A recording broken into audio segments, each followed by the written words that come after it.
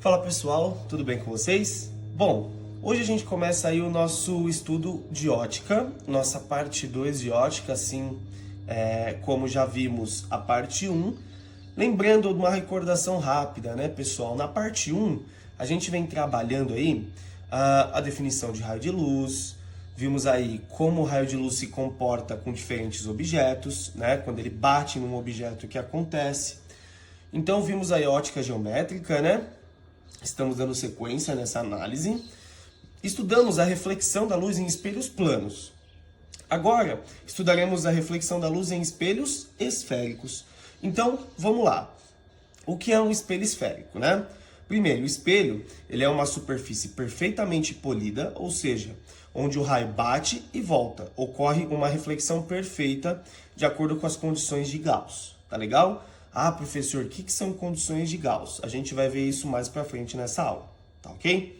Então, espelhos esféricos, vamos primeiro classificá-los, vamos representá-los, para que vocês possam entender aí a continuidade da aula.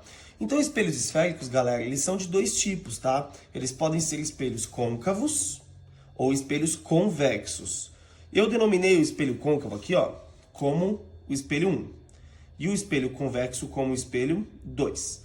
Desta forma, veja, qual é a principal diferença entre os dois? Então, vamos representar os dois assim, ó.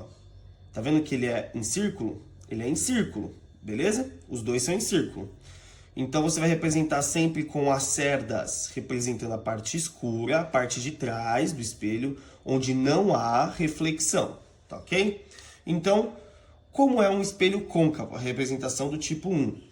A parte interna da concavidade é a parte refletiva, ou seja, se o raio vier na parte externa da concavidade, imagina a concavidade assim, ó, aqui é a parte externa, aqui é a parte de dentro da concavidade, por isso que ele chama espelho côncavo. A reflexão só pode ocorrer na parte interna, olha. Se um raio vier e bater na parte interna, ele volta, ele reflete, tá vendo? Se ele viesse na parte de trás, não aconteceria nada, é a parte escura, né? Então esta é a parte da frente de um espelho côncavo, a parte refletiva. Então como representamos o 2, que é o espelho convexo? Da mesma forma, né, pessoal, ó, em círculo, certo? Só que agora a parte escura é a parte da concavidade, ó, as cerdas estão na parte de dentro da concavidade. Então a parte refletiva é a parte de fora. Então aqui agora é a parte escura para o espelho convexo, tá bom? Então a parte externa da concavidade como parte refletiva. Ou seja, se desenharmos aqui um espelho convexo, ó, eu represento pelas cerdas na parte de dentro, o raio ele bate na parte externa e reflete, ele vem por aqui, ó, na parte de fora. Tá bom, pessoal? Agora a gente vai estudar um pouquinho o que a gente chama na física de elementos notáveis de um espelho esférico, né? Ó, elementos notáveis. Aqui eu representei os dois espelhos, porém eu completei a circunferência para que você consiga visualizar, né, os elementos notáveis. Quais são os elementos que compõem um espelho esférico, seja ele côncavo ou convexo. Vamos começar do espelho côncavo, olha só. Veja, a concavidade é a parte refletiva, tá vendo que as cerdas estão do lado de fora, ó? Estão do lado de fora. Então a parte interna sendo refletiva, espelho côncavo, certo? Toda circunferência tem um centro. Esse Czinho a gente chama de centro de curvatura do espelho. Tudo bem? Quanto menos fechado for o espelho, quanto mais abertinho for ele, maior é o centro de curvatura, porque maior será a circunferência, né? Então, o centro de curvatura é o centro do seu espelho esférico, beleza? Lembrando, o centro tem que sempre estar na parte de dentro da concavidade, né, galera? Não tem como um círculo ter seu centro do lado de fora, né? Então, centro aqui no meio. A linha que passa pelo centro, aqui, será o nosso eixo principal, ou seja, será o referencial do nosso espelho. Será onde vamos apoiar os objetos de frente para o nosso espelho, para que possamos ver como são as imagens desses objetos. A gente já vai ver isso daí. Então saibam, o eixo principal é o nosso referencial, e o nosso referencial é onde colocaremos os objetos. Beleza? Bom, então o nosso espelho esférico está apoiado sobre o eixo principal, ele possui um centro, e onde o espelho está apoiado é chamado de vértice. É o vértice do nosso espelho. Agora veja, entre o centro e o vértice, existe aqui um ponto entre os dois, um ponto no meio dos dois mesmo, que é chamado de foco de um espelho esférico. Foco do espelho. Quando a gente pensa numa fotografia, por exemplo, a gente sempre fala assim, quando a imagem, né, tá embaçada na câmera, você aperta no lugar e fala que você está dando o foco da sua imagem.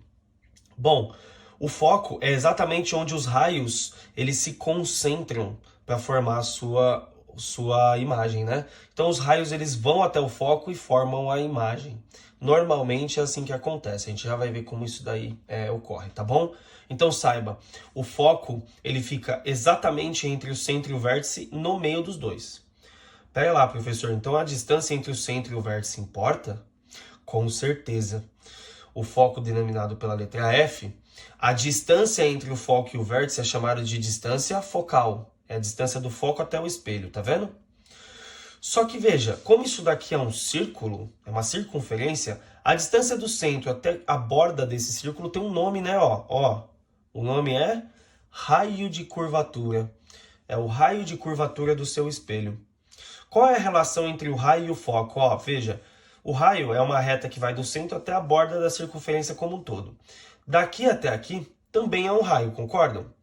Então o foco, se ele está exatamente no meio, ele vale quanto? O raio vale 2 focos, 2 distâncias focais, certo?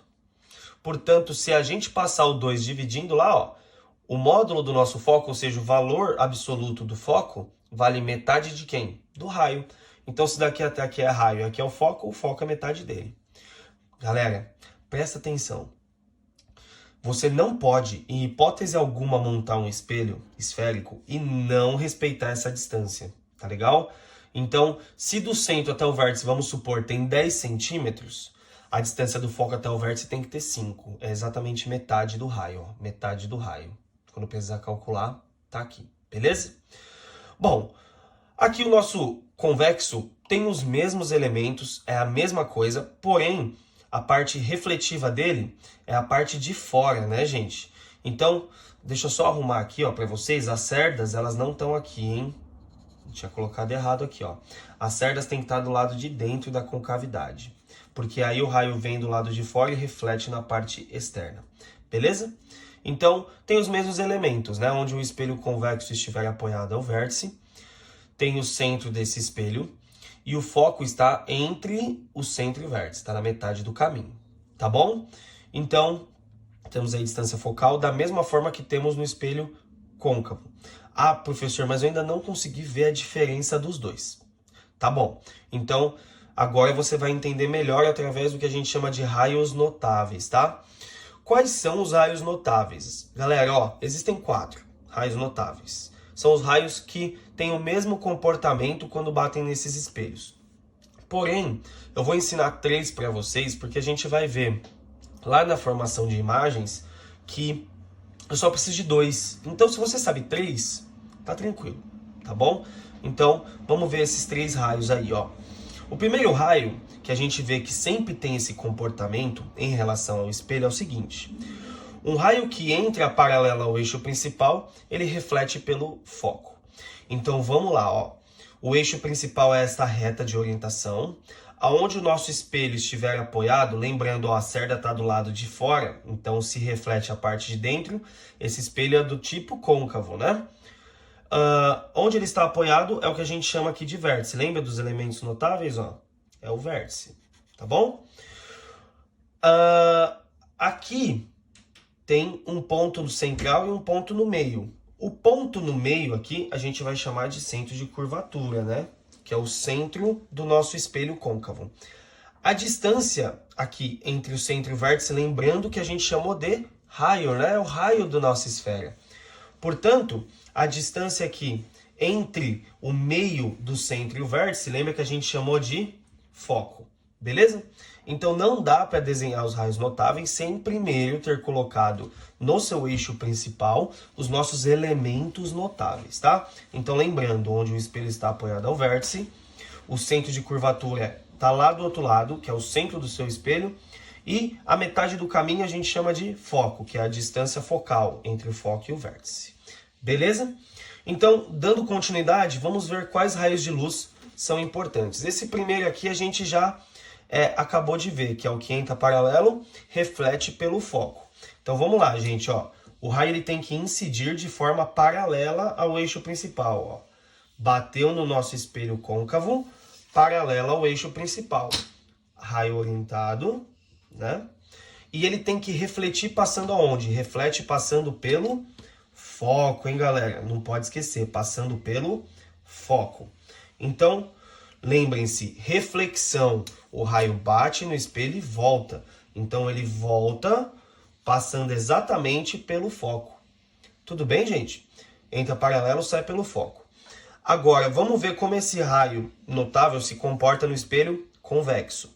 Lembrando, onde o espelho está apoiado é o vértice, lá do outro lado é o centro, e a metade do caminho é o nosso foco. Vamos lá. Ó, cuidado agora, hein? O raio tem que entrar paralelo, só que se ele bate na parte externa, olha como que ele se comporta aqui, ó. Bate do lado de fora do espelho. Gente, vamos lá. Isso é um espelho. O raio ele pode atravessar o espelho? Não, né? Ele tem que refletir no espelho. Aí eu pergunto para vocês, então como que ele passa pelo foco se ele não pode atravessar, né? Ó, olha como a gente pensa isso. Ele vai ser orientado com uma linha pontilhada pelo foco, mas ele vai ter que voltar, né? Então, ó, entrou paralelo, volta orientado pelo foco. De novo, entrou paralelo, o raio não atravessa, ele não passa o espelho. Portanto, ele tem que refletir, ele volta. Então, orientamos este raio refletido pelo nosso foco e fazemos ele voltando. Tá bom, gente? Então, esse é o primeiro raio notável desenhado nos dois espelhos, no côncavo e no convexo. Agora eu vou trocar de folha, vamos ver o segundo e o terceiro raio notável, refletindo novamente nos dois espelhos, tanto no côncavo quanto no nosso espelho convexo. Olha só. Vamos dar uma olhadinha no segundo raio. Galera, se o raio entra paralelo e reflete pelo foco, o que acontece se incidirmos o raio no espelho passando pelo foco? O oposto, né? Ele tem que sair paralelo. Então vamos lá. O nosso espelho côncavo está colocado aqui sobre o nosso eixo principal. Então temos o vértice, o foco e o centro de curvatura. Portanto, vamos lá. Agora, ó, entra pelo foco, hein? Portanto, vai lá com a sua régua e desenha o raio entrando pelo foco, ó. Entrou pelo foco, bateu no espelho.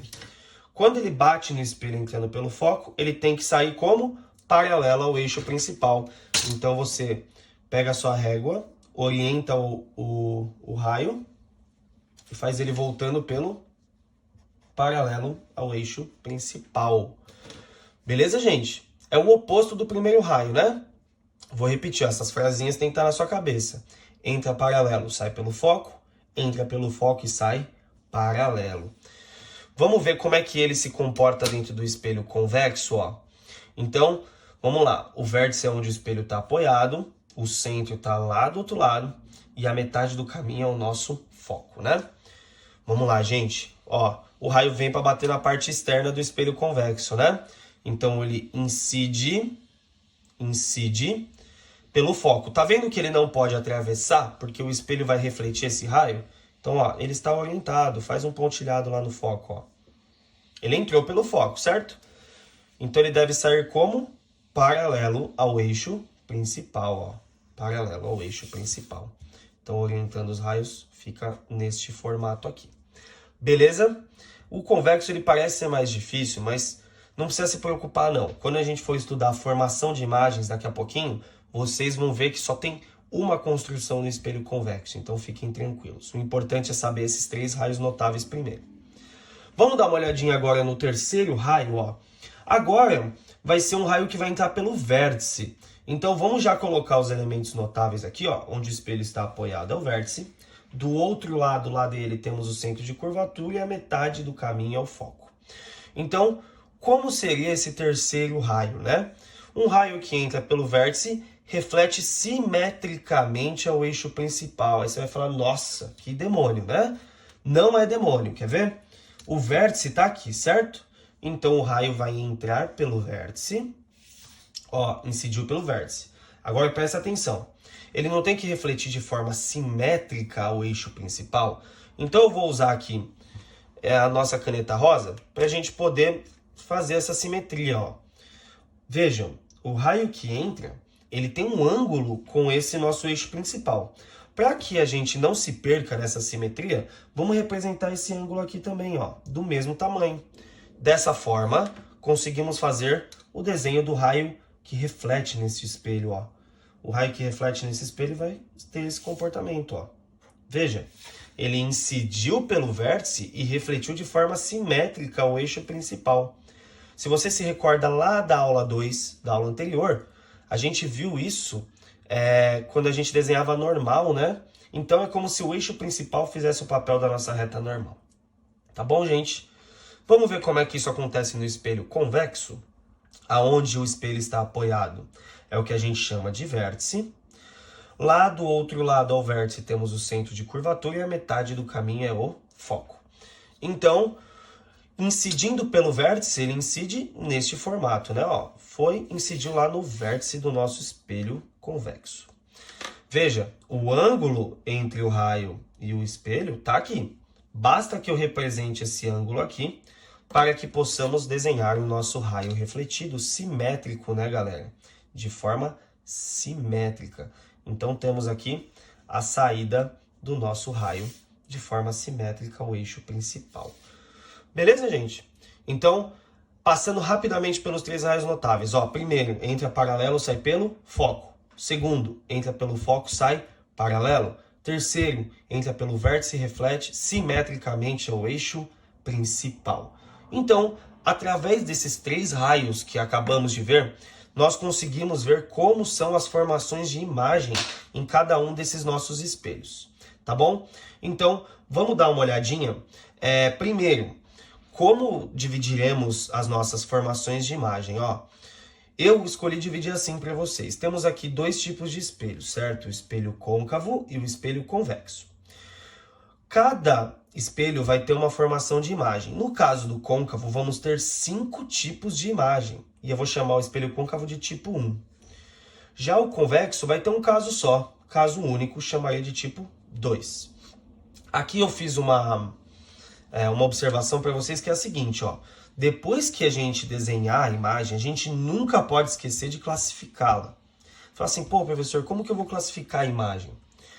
A gente vai ver que a imagem ela tem 3 características, tá? Então, cada imagem terá um tipo de classificação de acordo com as 3 características. Portanto, a gente vai desenhar e vai classificar cada tipo, beleza? Então, vamos dar uma olhadinha aqui nas formações de imagem agora.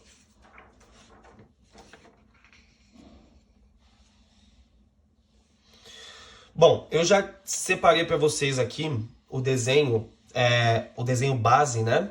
Dos 5 casos do espelho côncavo, ó, caso 1, 2, 3, 4 e 5, e o caso único do convexo. O que significa essa flecha rosa apoiado sobre o eixo principal? A flecha rosa vai representar o nosso objeto de frente ao espelho. Se ela vai representar nosso objeto, o nosso intuito aqui é ver como é a imagem desse objeto de acordo com a posição dele no eixo principal, tá? Então, olha só. O nosso espelho côncavo, lembre-se, espelho côncavo, parte interna da concavidade como parte refletiva. Não tem como a gente desenhar uma imagem sem antes colocarmos os elementos notáveis do nosso eixo. Então, lembrando onde o espelho esférico está apoiado ao vértice, lá do outro lado o centro de curvatura e o foco colocado entre os dois, né? Outra característica importantíssima quando você for desenhar. Não se esqueça de respeitar a distância, né? Do centro ao foco é uma distância e do foco ao vértice a mesma distância. Portanto, lembrem-se, o foco tem que estar na metade do caminho entre o centro e o vértice. Não se esqueçam disso. Se você não respeitar essas distâncias, você vai acabar errando a construção. Então tome muito cuidado. Vamos lá. Você fala, professor, mas como que eu vou desenhar a imagem? Quer ver, ó? Você não aprendeu 3 raios notáveis? Desses 3, vamos escolher 2. Eu vou representar aqui o primeiro e o segundo, porque um é o oposto do outro, eu acho que é mais fácil de lembrar. Então vamos lá, ó. Um raio que incide, que chega paralela ao eixo principal, ele tem que refletir passando pelo foco. Então, entra paralela e sai pelo foco. Então, a nossa reflexão passa por aqui, ó. Veja, um raio não forma imagem. Agora vamos ver o segundo raio. Um raio que entrar pelo foco tem que sair como, gente? Como? Um raio que entra pelo foco sai paralelo, né? Então, olha só. Entrou pelo foco, sai paralelo. Veja. Incidiu pelo foco, saiu paralelo. Agora, olha só. Olha que interessante. Aonde ocorreu o cruzamento dos raios, ó? O cruzamento dos raios não ocorreu aqui, ó. Dos raios refletidos, hein, gente? Cuidado. O primeiro raio refletido é esse que passa pelo foco e o segundo é o que saiu paralelo. Aonde cruzou os nossos raios, eles são a representação da imagem da onde eles saíram. Eles não saíram da ponta da flecha? Portanto, esse ponto de cruzamento representa a ponta da flecha. Olha o que aconteceu com o nosso objeto. Ele ficou de ponta cabeça, né? É como se você visse seu objeto de ponta cabeça. Isso significa que a sua imagem inverteu, né? Logo, quando formos classificar, analisaremos três coisas, ó. Primeiro, o tamanho da imagem em relação ao objeto. Segundo, se ela inverteu. E o terceiro, que pode ser um pouco mais complicado, é se você teve que prolongar a reflexão. A gente vai entender isso melhor daqui a pouquinho, tá? Então, olha, as três características são tamanho, orientação e natureza da sua imagem, tá? Ah, mas como que eu sei o tamanho? Olhando, ó, o seu objeto, ele é maior do que a sua imagem. Então, nesse primeiro caso, o objeto não está atrás do centro de curvatura. Se ele está atrás do centro de curvatura, vai acontecer sempre esta formação. O tamanho da sua imagem deve ser menor que o seu objeto. A sua orientação deve ser invertida. Veja, o objeto ele tem uma orientação para cima em relação ao seu referencial, né? Agora, a sua imagem tem uma orientação para baixo, então a sua imagem inverteu em relação ao objeto. Agora, com relação à natureza, a gente vai colocar se ela é real ou se ela é virtual. A princípio, eu quero que vocês entendam o seguinte. Eu tive que prolongar, eu tive que pontilhar algum raio atrás do espelho? Não precisamos. O cruzamento ocorreu na frente do espelho com raios cheios, sem nenhum prolongamento. Portanto, a sua imagem ela é chamada de imagem real. Então, de novo, tamanho, orientação, natureza. Beleza? Vamos dar uma olhada agora na nossa segunda imagem. O que aconteceu do caso 1 para o caso 2? Ó, andamos um pouquinho com o objeto para frente, né? Aproximamos o objeto do nosso espelho. Agora a gente colocou ele exatamente em cima de quem? Do centro de curvatura, que é centro, foco, vértice, né? Vamos ver o que acontece com a imagem quando aproximamos o objeto. Ó, de novo, vou usar os mesmos raios. Um raio que entra paralelo, ele tem que refletir passando pelo foco. Galera, é importante que enquanto eu esteja aqui construindo, você esteja também aí montando a sua construção de imagem, hein? Isso vai ser pedido a você nas questões tanto de primeira quanto de segunda fase, tá bom? Então, vá fazendo a construção comigo, hein? Entra paralelo, sai pelo foco. Segundo raio, um raio que entra pelo foco, ele deve sair paralelo, né? Deve sair paralelo ao eixo principal. Então, orientação aqui.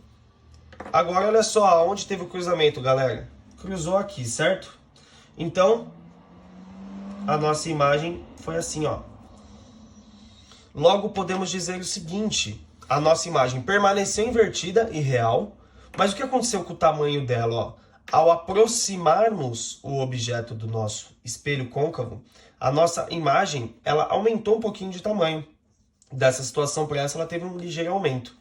Aumento suficiente para torná-la igual ao objeto. Portanto, o tamanho é igual. a nossa orientação permanece invertida e a nossa natureza da imagem permanece real. Não precisamos prolongar nada aqui. Beleza, gente? Então, de novo, construiu, classifica, construiu, classifica. Terceiro caso do espelho côncavo. Aproximamos o objeto um pouquinho mais do espelho. Colocamos o objeto agora entre o nosso centro de curvatura e o foco, certo? Vamos trabalhar de novo com os mesmos raios, ó. Treinando, gente. Um raio que entra paralelo, ele reflete pelo foco do nosso espelho, né? Então, entra paralelo, sai pelo foco. Então, vem aqui, orienta os seus raios, né? Para mostrar que são raios de luz. Segundo raio, um raio que entra pelo foco, deve sair como? Sai paralelo, ó. Agora veja, a sua imagem, ela se afastou mais. E o que aconteceu com o tamanho dela, galera? Ela aumentou de tamanho, olha. Aumentou de tamanho. Portanto, agora, qual seria a classificação da nossa imagem? Ela deve ser de tamanho maior que o objeto. Orientação permanece invertida. E, com relação à natureza, ainda teve cruzamentos de raios cheios na frente do espelho. Portanto, a sua imagem é real. Beleza até aqui, galera? Vamos lá, ó. Se você não está acompanhando, faça de novo as construções. Volta um pouquinho o vídeo para que você consiga acompanhar, hein? Então, vamos lá. Quarto caso do espelho côncavo. Aproximamos um pouco mais o objeto e colocamos ele exatamente em cima do nosso foco, que é o centro, que é o vértice. Vamos ver agora como os raios se comportam. Ó, primeiro raio, notável. Um raio que entra paralelo ao eixo principal, reflete passando pelo foco do nosso espelho. Então, entra paralelo, sai pelo foco. Tá aqui. Orienta o raio, certo? Agora, vamos lá. Gente, vamos pensar um pouquinho com raciocínio lógico, ó. Se o seu objeto está em cima do foco, não tem como incidirmos no espelho um raio que passa pelo foco, certo? Porque estamos em cima do foco. Então, a gente vai usar agora o terceiro raio notável, que é o raio que entra pelo vértice, ó. Um raio que incidir pelo vértice, lembrando, ele tem que refletir de forma simétrica ao eixo principal, né? Então, vamos lá, respeitando o ângulo aqui, ó, para que a gente consiga montar a nossa simetria, né? Os ângulos devem ser iguais. Portanto, traçando o raio que está saindo aqui do nosso espelho, ele reflete assim, né? Agora eu quero que vocês observem bem os dois raios refletidos, ó. Um raio refletido está aqui, o outro está aqui. Em algum momento esses raios se cruzam, gente? Não cruza, né? Quando isso acontecer, preste atenção. Quando os raios não se cruzarem, você vai usar uma técnica de prolongamento de raios, ó. O raio refletido, ele tá aqui, um deles, né? Então, o que você vai fazer? Você vai prolongar esse raio lá atrás do espelho e vai observar. O segundo, você vai fazer a mesma coisa, ó. Você vai prolongá-lo lá atrás do espelho, ó. Lá atrás. Veja uma coisa. O prolongamento se cruza? Também não, né, galera? Então, a gente pode falar que os dois raios refletidos são o quê? Paralelos.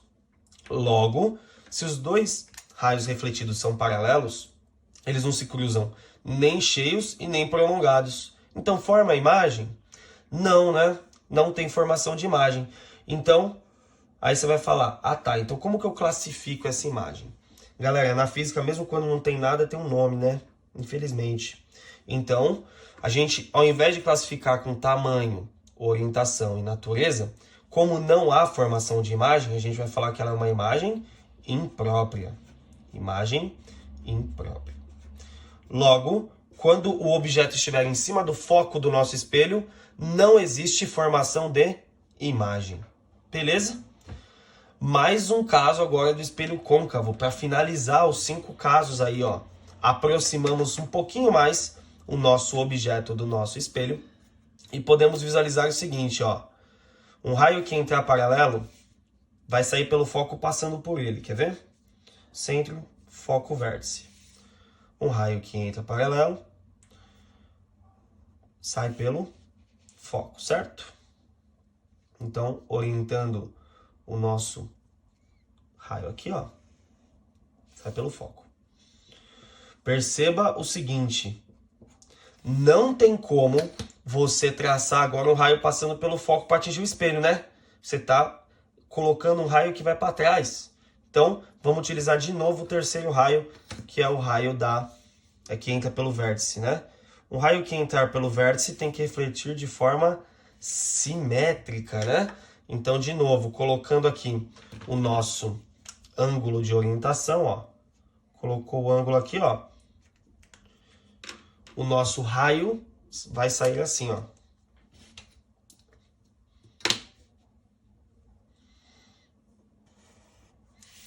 Agora você perceba, esses raios eles não são paralelos, eles estão se afastando, né?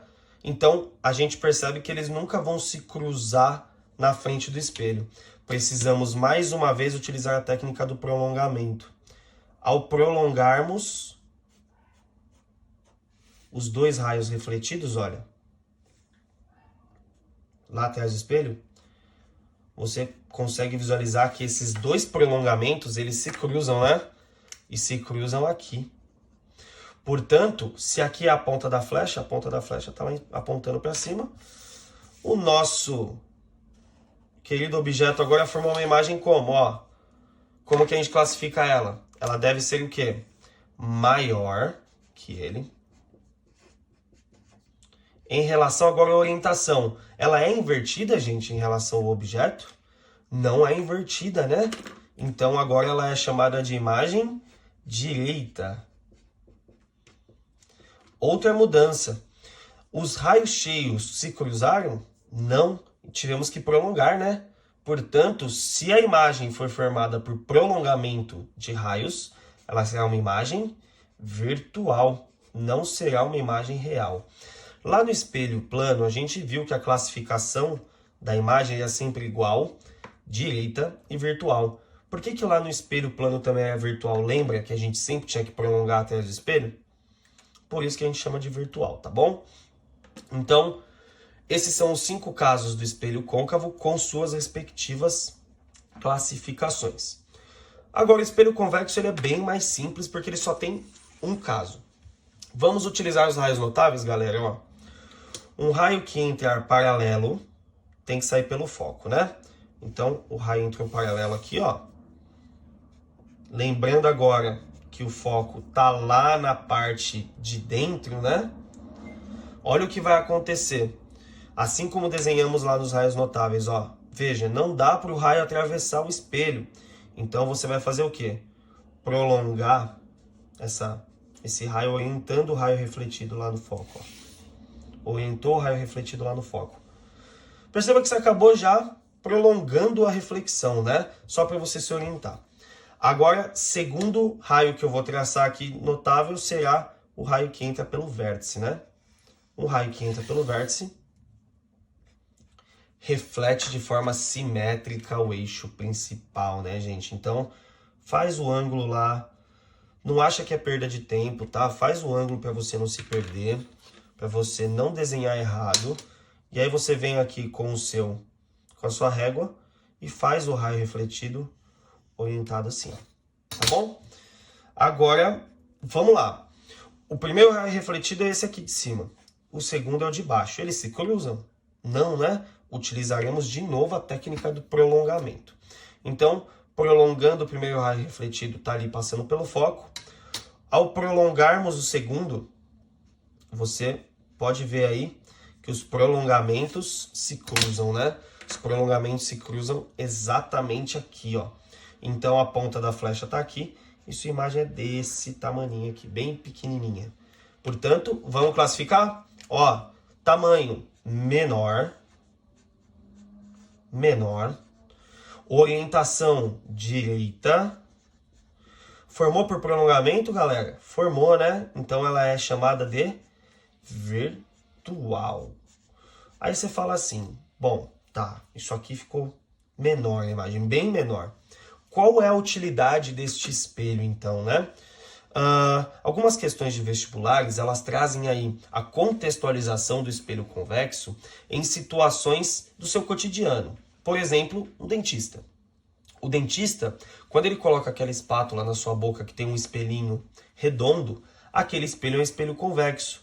Porque pensa comigo, olha só, os dois raios refletidos não ficaram abertos, portanto, o campo de visão do seu observador é muito grande. Então, normalmente, as questões de vestibular, elas vão trazer essas situações, por exemplo, do dentista. O outro exemplo é a do ônibus, né? Aquele espelho que fica lá atrás na porta do ônibus serve para o motorista conseguir ver o ônibus como um todo. Então, o espelho convexo ele é importante porque ele amplia o campo de visão do observador. E isso faz com que o espelho convexo tenha diversas aplicações, né? Ele fica também na saída de estacionamentos, porque ele amplia o campo de visão de quem está dirigindo, de quem está fazendo uma operação. Então é importante a aplicação desse cara aqui, tá bom? Então, o que eu queria mostrar para vocês até aqui? O que são os espelhos, como os raios de luz se comportam ao bater nesses espelhos e quando eles batem nesses espelhos, como formam as imagens. Veja que as imagens são de diversas formas. E aí você pode se questionar, nossa, mas eu tenho que decorar isso? Não, galera, você tem que entender como os raios notáveis se comportam, para que numa situação de prova você consiga construir esse desenho, tá bom? Então, perceba que é importante saber usar a sua régua, é importante saber os elementos e como os raios estão, tá bom? Então, essa foi a parte descritiva dos espelhos esféricos. Agora a gente vai dar uma olhadinha na parte analítica ou quantitativa desses espelhos, né? Vocês acharam que eu fugi da matemática, né? Errado. A gente tem que modelar matematicamente, não tem jeito, tá? Então, para isso, agora a gente vai estudar um pouquinho das equações de Gauss. Beleza? Você pode estudar um pouquinho sobre Gauss também na filosofia e na matemática. Gauss ele foi um pensador aí que transitou pelas áreas do conhecimento, inclusive na física. Então, o comportamento dos raios que vimos até agora são para espelhos chamados de espelhos gaussianos, ou espelhos de Gauss, tá? Você deve ter percebido nas construções das imagens que a gente foi andando com o objeto próximo do espelho, mais próximo do espelho, e a imagem ela foi se afastando, né? E foi mudando o seu tamanho. Então, para que servem as equações de Gauss? Para que a gente possa analisar quantitativamente o quanto a imagem aumentou, o quanto a imagem afastou, quanto o objeto aproximou e por aí vai. Então, aqui a gente possui duas equações que vêm do que a gente chama de equações de Gauss, que vão calcular aí o aumento da sua imagem e também o distanciamento dela em relação à distância focal. Portanto, as duas equações são as equações dos pontos conjugados e a equação do aumento linear. Então vamos analisar com calma, com frieza essas equações, para que a gente possa conseguir calcular as coisas quando for pedido para a gente, tá? Mas calma, eu não vou simplesmente tacar as equações, a gente vai provar matematicamente a equação do aumento linear e, consequentemente, você vai entender a dos pontos conjugados, tá? Equação dos pontos conjugados, ó, 1 sobre F igual a 1 sobre P mais 1 sobre P'. O que são essas letras todas? A Fzinho você já conhece, que é a distância focal, distância do foco até o vértice do espelho. P será a distância do objeto ao espelho. P', distância da imagem ao espelho. Então, P e P' eu vou colocá-los já no desenho, você vai entender melhor, mas distância do objeto ao espelho, distância da imagem ao espelho. O que seria agora na equação do aumento esse I e esse O? I e O representam, respectivamente, a altura da imagem e a altura do objeto, os tamanhos mesmo, o quanto eles têm de altura. Beleza? Então, não precisa se preocupar muito com esse sinal agora, eu já vou explicar aqui dentro da determinação das equações, tá? Para que a gente entenda como isso foi formado, eu coloquei uma das situações que a gente acabou de ver, que é a situação do objeto entre o centro e o foco, colocado de frente para um espelho côncavo, tá? Então eu vou representar aqui dois raios notáveis. Primeiro, o que entra paralelo, ele deve sair pelo nosso foco, certo, gente? Entra paralelo e sai pelo foco, ó, tá aqui. E o outro raio é o que entra pelo foco, né? Um raio que entra pelo foco deve sair paralelo, né? Não podemos esquecer, ó, entrou pelo foco, sai paralelo, tá bom? Tá aqui. Então, vou só orientar os raios pra gente não se perder, ó. Raio que chegou, raio que saiu. Raio que chegou, raio que saiu, tá bom? Agora, gente, perceba e tem que lembrar lá da nossa primeira aula de ótica, hein? Ah, professor, lá da primeira aula? Sim. Vocês estão enxergando aqui um triângulo formado aqui em cima e um aqui embaixo? Então, fala pra mim, ó, esses ângulos aqui são o que, galera? O que esses ângulos são? OPV, opostos pelo vértice, portanto eles são iguais. Agora, você consegue visualizar aí da sua casa aquele Z do Zorro lá do Teorema de Tales, ó? Ó o Z do Zorro aqui, ó. Tá vendo? Então, essa reta de cima é paralela à de baixo, não é? Ambas paralelas ao eixo principal. Portanto, eu posso afirmar que este ângulo verde deve ser igual a esse pela relação alterno-interno. Portanto, para que dois triângulos sejam semelhantes, basta que eles tenham no mínimo dois ângulos iguais. Esses triângulos têm dois ângulos iguais, galera? Tem, né? Então, vou só representar aqui essas letras colocadas na figura. A nossa imagem, ela foi formada aqui embaixo, né? Ó. Só vou desenhar a imagem para que fique mais claro para vocês também, ó. A nossa imagem foi desenhada aqui embaixo, ó. Lembra? Maior, invertida e direita, né? Quando o objeto está entre o centro e o foco. Vamos colocar aqui, ó. A altura do objeto será o nosso O. A altura da nossa imagem será o nosso I. Distância do objeto ao espelho a gente chama de P, né? Então aqui é P. Distância da imagem ao espelho a gente chama de P'.